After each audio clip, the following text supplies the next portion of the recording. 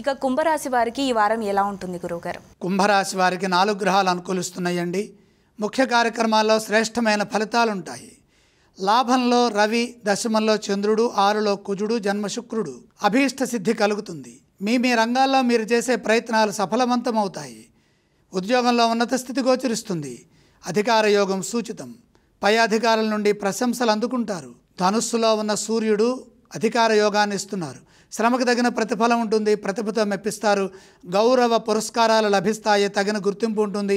నూతన ప్రయత్నాలు సఫలమవుతాయి. పురోగతిని సూచించే విధంగా మీ భవిష్యత్తు గోచరిస్తుంది. భూరూపంలో లాభాలుంటాయి. గృహవాహనాది యోగాలు కలిసి వస్తాయి.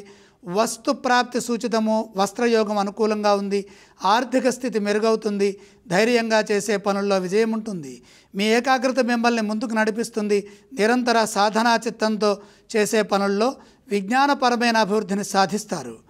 బుద్ధి బలంతో ఆటంకాలను అధిగమించండి. ఓర్పు, సహనము శక్తినిస్తాయి.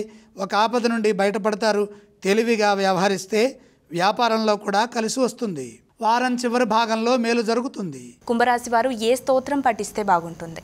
కుంభరాశి వారు లక్ష్మీ ధ్యానం చేయటం మంచిది. అలాగే ఏ ఆలయాన్ని సందర్శించాలి? గ్రహాల యొక్క అనుకూలత అధికంగా ఉన్నది. లక్ష్మీ అమ్మవారిని దర్శించండి. ఇక ఏవేం దానం చేస్తే బాగుంటుంది? దానాలు అవసరం లేదు.